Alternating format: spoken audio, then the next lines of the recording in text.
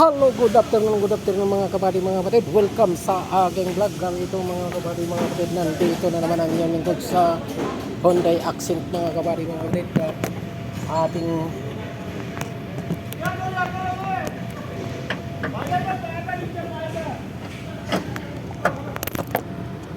ating ating palit ang yung lingkod ng AC5 yan mga kabady mga kapatid. Ayan. Ayan. Ito yan. Ngayon natin na magre-refill tayo ng freon. Ayan, ayan. Ito yung ating recovery machine. Ang model is refrigerant recycling speed cool mga kabady mga kapatid. Ayan. Ito yung accent ito kasi accent lang maliit. So nasa 420 kg capacity lang ito mga kabady mga kapatid, itong frame niya mga kabady mga kapatid. Okay, so bago natin i-refill mga kabady mga kapatid, kailangan natin lagyan ng bagong compressor oil. Okay, so nakikita niyo yung rating mga kabady, okay, rating ayan o, vacuum yan. So lagyan na natin ng oil mga kabady mga kapatid.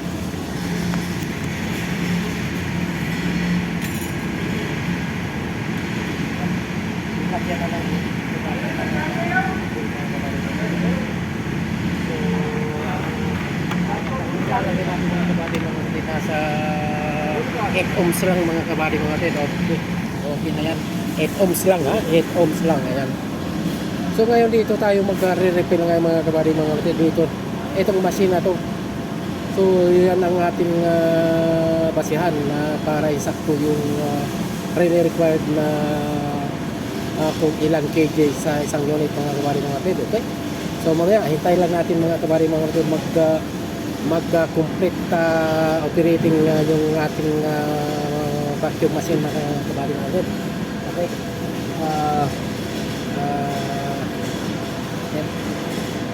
yan, malapit na.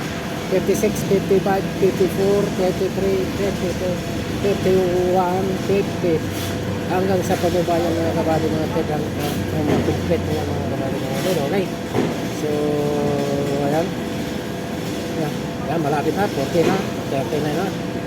So ngayon malapit na mga kabady mga kapatid. Ayan, yan, 26, 25, 24, 23, 22, 21, 18, 17, 16, 15, 14, 13. Ayan, nakikita niyo rin natin mga kabady mga 10, 9, 8, 7, 6, 5, 4, 3, 2, 1. Work completed. Okay, so dito tayo.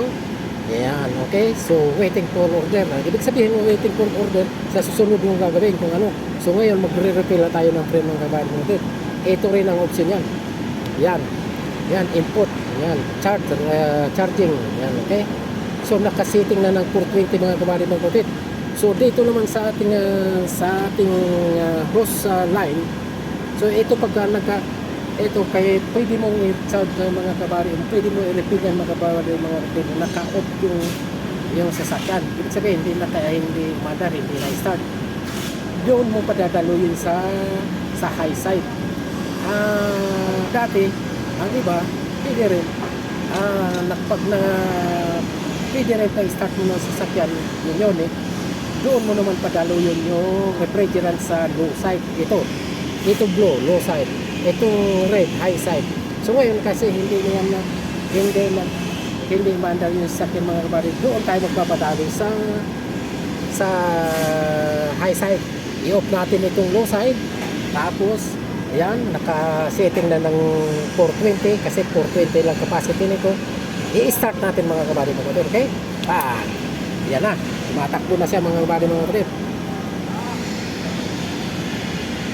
Yan, yan, nakikita nyo yung rating oh. Yan.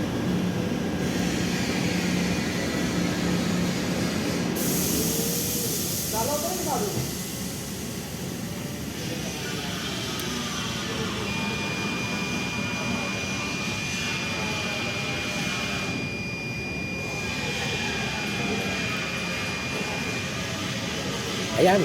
Okay na. Work completed. Okay, completed na raw. So, dito naman tayo. Balik tayo dito. Okay. Ayan. Tapos, i-off natin ito. Ngayon, tanggalin natin itong mga hose na high side at saka low side. Okay.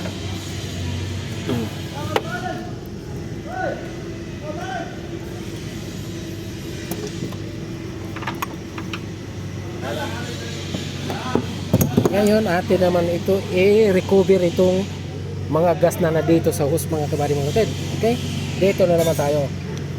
Start. Okay. Yan, operating na naman. So ngayon, tapos na. Ay ibalik na natin itong cap niya, mga kabady mga kapatid. At saka ito. Ayan. Ngayon, check natin, start natin mga kabady mga kapatid kung anong kalagayan niya, sitwasyon niya. Okay. I-start natin mga kabady mga kapatid. Okay. Saan na-start? Okay.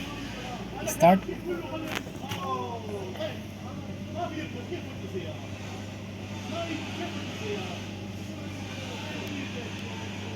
Okay. Check natin AC. AC. Cycling ng hangin. Dito lang kailangan sa inside the car. AC switch on. Yan.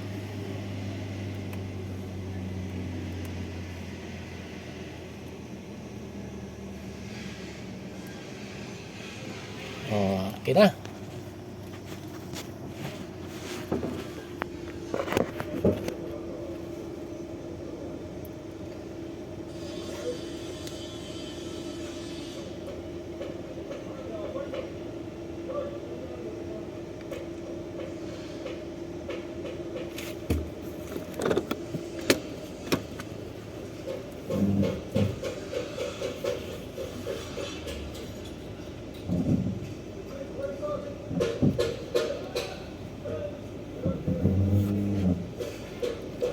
Dali na natin doon sa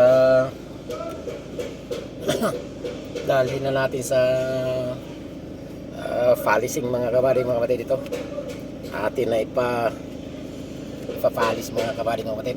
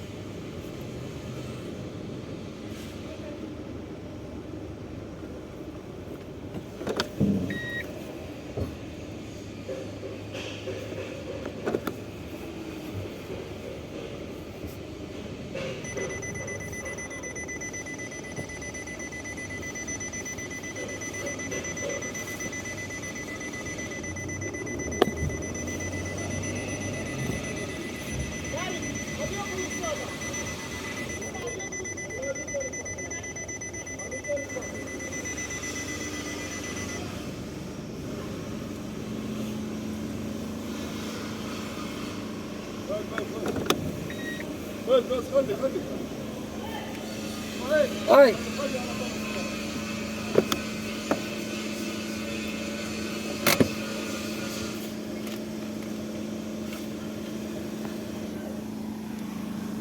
Okay, yun na lang mga kabady mga kapatid. Bye-bye sa muling vlog.